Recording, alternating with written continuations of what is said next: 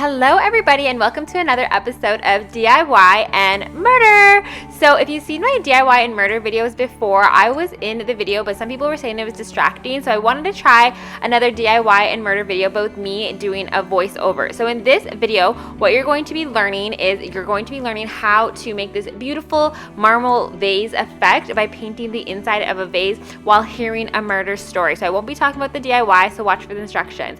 So if you'd like to see this story and this DIY, please keep watching. This story today will be about a catfish murder story, so be aware if you're meeting people off the internet. So this story is going to be about Peter Chapman. In 2009, there was this girl named Ashley Hall who was 17 years old at the time, and she was from the Darlington, UK. So she was friended on Facebook of this guy who was really handsome. He was supposedly 19 years old, named Pete Cartwright. And he had like a really nice body and a beautiful face. And so Ashley was really infatuated and smitten with him.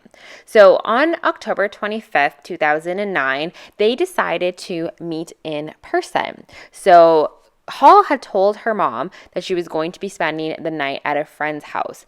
And Peter Cartwright, so the guy on Facebook supposedly, told Ashley that his dad is going to pick up Ashley from her house, so not to be alarmed of the guy in the car. The guy in the car was actually, his name was 33-year-old Peter Chapman. So Peter Chapman, after he had picked her up, had actually taken her, unfortunately, kidnapped her, raped her, and he suffocated her by wrapping so much duct tape around her head till she died, very unfortunately. And then he dumped her body in a ditch. So Chapman, he was arrested for another incident that he was involved with, supposedly setting a house on fire. And when he was arrested, he ended up confessing to the whole murder of Ashley. And he ended up taking the police right to his body and everything. So in March 8th, 2010, he was sentenced to life in prison. So this is like a really crazy catfish story, completely gone wrong. So, be really careful out there. And, Chapman, his history with this guy was a troubled dude. So he's been in trouble since he was 15 years old. He was taking drugs. He was stealing. He was arrested for some other offenses. In 1996, he was accused of raping a friend, which was dropped. Also in that same year, a little bit later, when he was about 19 years old, he went to jail for raping and robbing two prostitutes, and one of them actually was a 17-year-old prostitute at knife point.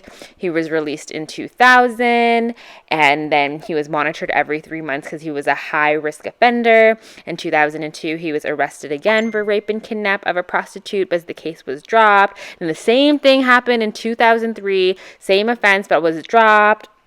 And then he kept out of trouble for the next 3 years. And so during that time, since he didn't get into any trouble, they put him down to a medium risk in 2007. And he didn't have to report to a probation officer anymore in 2008, but monitored by the police every 6 months. So later in that year, when the police were doing their 6-month checkup, they realized he wasn't actually at his house. And the police kind of acted slow on this. They didn't release until a year later that there was a missing sex offender, which maybe might have prevented these things that happened to Ashley Hall if they knew where he was. And Ashley's Hall mother I couldn't find any information on what actually happened, but she was planning to sue the police for not, monitoring the sex offender the way they were supposed to, because, for her, it's like they could have saved her daughter if they actually monitored them properly. And they didn't even circulate the information about him missing for a year. And they said that the police officer who was supposed to be monitoring him didn't get the proper training in sex offenders, so that's why there was some mistakes there. But yeah, so this actually prompted Facebook to give messages for 18-year-olds and youngers to not meet people on the internet. So this was kind of significant for the Facebook world. Facebook was starting to get really popular at this time. So yeah, this is a very scary and telling story of catfishing. So, be safe out there. I hope you enjoyed the DIY. I hope you enjoyed the story. Till next time, bye-bye.